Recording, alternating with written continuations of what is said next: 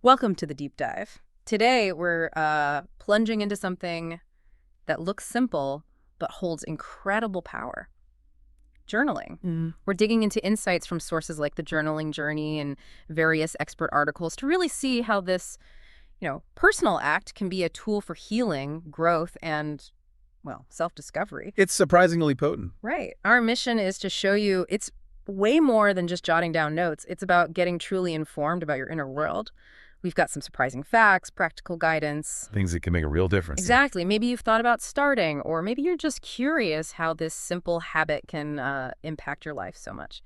Okay, so let's unpack this. It often seems like people start journaling during really tough times, maybe grief or trying to move on from toxic relationships. It's not just a casual hobby then, is it? Well, that's what's fascinating. Journaling taps into some really deep-seated needs. For instance, think about someone who learned early on that their feelings didn't matter. Right. They might learn to just avoid emotions, kind of numb out. That becomes a coping mechanism. But then, when losses happen, grieving gets avoided, stress builds up, it creates layers of unprocessed stuff. So it's not just remembering the event, it's dealing with the feeling of the event. Precisely. And that avoidance, it can make depression stick around longer, lead to becoming really guarded, putting up walls. Makes sense. Keeps people out. Yeah. And then it's hard to focus on what you need to do to move forward. Even, intense anger, which can be really hard to face. Journaling helps give it an outlet. It's like letting it out safely, without judgment. Okay, so it tackles these deep issues, but our sources also mention these other focus tools that work with journaling, especially for things like toxic relationships. It's not just the writing itself. Right, connects to a bigger picture. These tools help build like a whole support system for healing. What kind of tools are we talking about? Things like actively stopping the idealization of, unhealthy relationships, building a solid support network, really tuning into what you're feeling and thinking. Being mindful. Exactly. Plus, incorporating a healthful lifestyle, getting really clear on past hurts, and maybe finding support groups or counseling, and journaling during grief specifically. It's highlighted as a great way to find closure, keep depression at bay. So it's part of a bigger toolkit for well-being. Definitely. A holistic approach. Okay, so we know it's powerful. But how many people are actually doing this? I was pretty surprised by the numbers. Yeah, the stats are interesting. Recent surveys suggest about 50 million Americans journal regularly. 50 million, wow. Yeah, that's roughly 15% of U.S. adults. So maybe 1 in 6 people might be keeping a journal pretty actively, and even more, about 38%, write at least once a week. That's way more common than I would have guessed. And the reasons they do it are pretty compelling too, right? The benefits. Are absolutely. The reported benefits are really clear. Get this. 74% report improved mental clarity. 74%. Yeah. And 70% of mental health professionals actually recommend it for emotional wellness.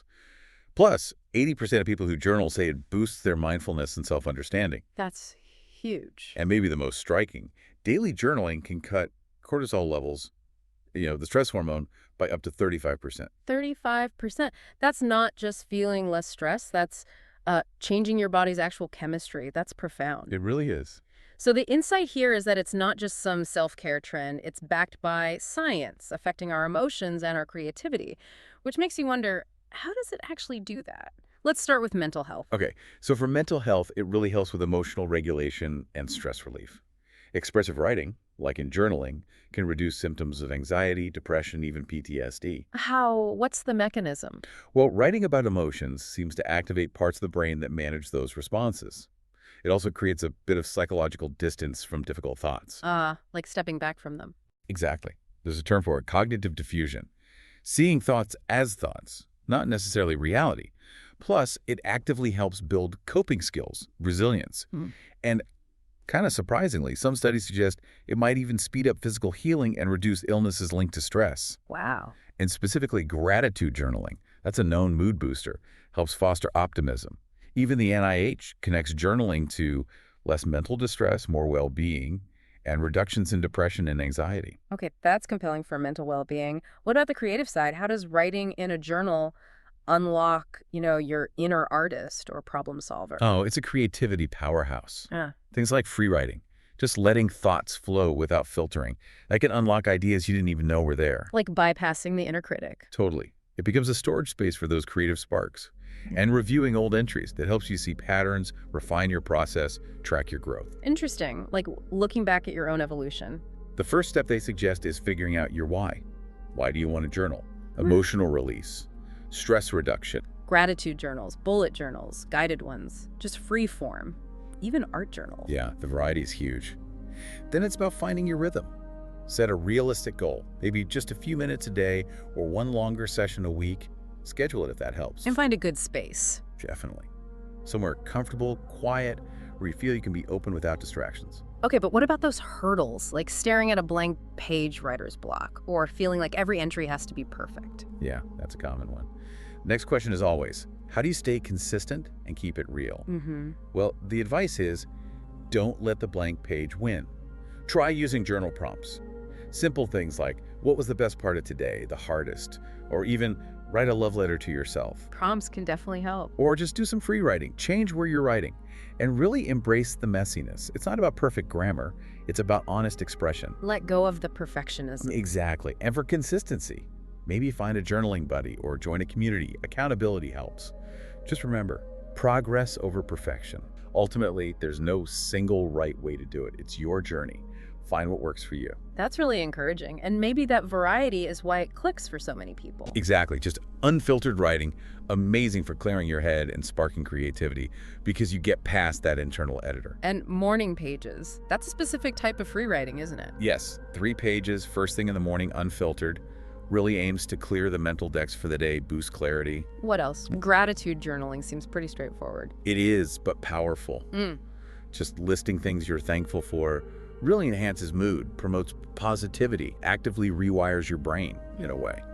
And art journaling for the visual folks. Yeah, combining doodles, collage, paint, whatever, with words. Great when words don't feel like enough, taps into different ways of expressing yourself.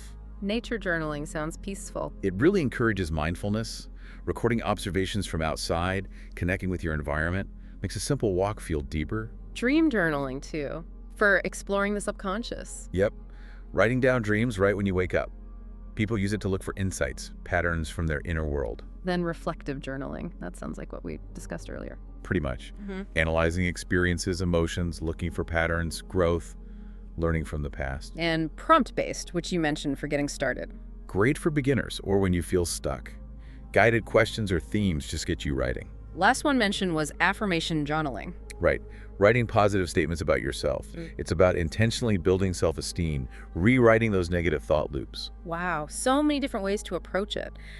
Okay, what a deep dive this has been. We've really unpacked how journaling isn't just one thing.